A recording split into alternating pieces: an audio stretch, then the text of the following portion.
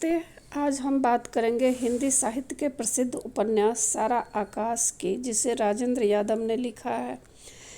यह सिर्फ एक पति पत्नी की कहानी नहीं है, बल्कि यह उस समय के मध्यवर्गीय परिवार विवाह की परंपराओं, युवाओं के सपनों, अहंकार और रिश्तों में संवाद की कमी को बहुत गहराई से दिखाता है।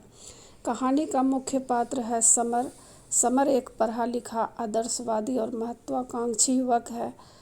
उसके मन में जीवन को लेकर अपने सपने और विचार हैं।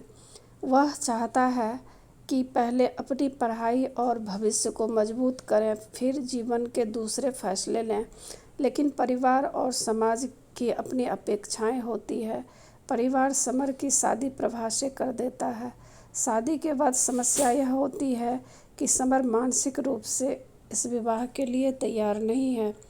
प्रभा भी अपनी जगह एक संवेदनशील और समझदार लड़की है, लेकिन शादी के बाद दोनों के बीच खुलकर बातचीत नहीं हो पाती। समर अपने विचारों और आदर्शों में इतना उलझा हुआ है कि वह प्रभा को समझने की कोशिश नहीं करता। दूसरी तरफ प्रभा भी नए परिवार और नए माहौल में अपने लिए जगह बनाने की कोशिश करती है। दोनों के बीच गलतफहमियां और दूरी बढ़ती जाती है। एक ही घर में रहने के बावजूद दोनों के बीच भावनात्मक दूरी बनी रहती है। उपन्यास की खास बात यह है कि इसमें केवल समर और प्रभा की समस्या नहीं दिखाई गई है।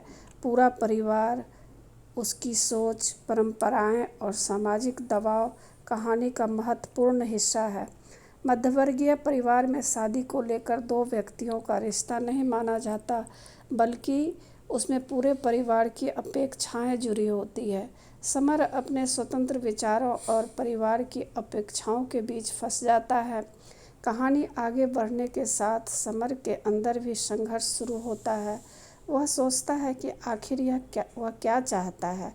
क्या केवल अपने सपनों के पीछे चलना ही सही है? क्या विवाह के बाद उसकी जिम्मेदारियां खत्म हो जाती है? क्या प्रभा को समझने के बिना वह उसके बारे में सही फैसला कर सकता है? धीरे धीरे उसे अपने व्यवहार और सोच पर विचार करने का अवसर मिलता है। यहीं से कहानी केवल पति पत्नी के संघर्ष की कहानी नहीं रहती, बल्कि एक व्यक्ति के भीतर होने वाले बदलाव की कहानी बन जाती है। सारा आकाश हमें बताता है कि विवाह केवल एक सामाजिक रस्म नहीं है। पति पत्नी के बीच सम्मान, विश्वास, बातचीत और एक दूसरे को समझने की कोशिश बहुत ज़रूरी है।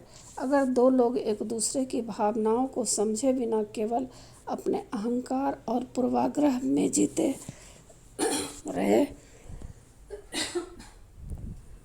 रहे तो उनके बीच दूरी बढ़ती जाती है। समर की यात्रा हमें यह समझाती है कि इंसान को अपनी गलतियों और सोच पर भी सवाल उठाना चाहिए।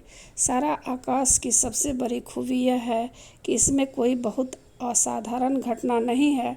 सारा आकाश की यह हमारे समाज और परिवार के उन छोटे छोटे संघर्षों को दिखाता है जिन्हें हम अक्सर सामान्य समझकर नज़रअंदाज कर देते हैं। राजेंद्र यादव ने इस उपन्यास के माध्यम से एक ऐसे मध्यवर्गीय युवक की मानसिकता को सामने रखा है जो अपने सपनों, परिवार की अपेक्षाओं और वैवाहिक जीवन के बीच संघर्ष करता है।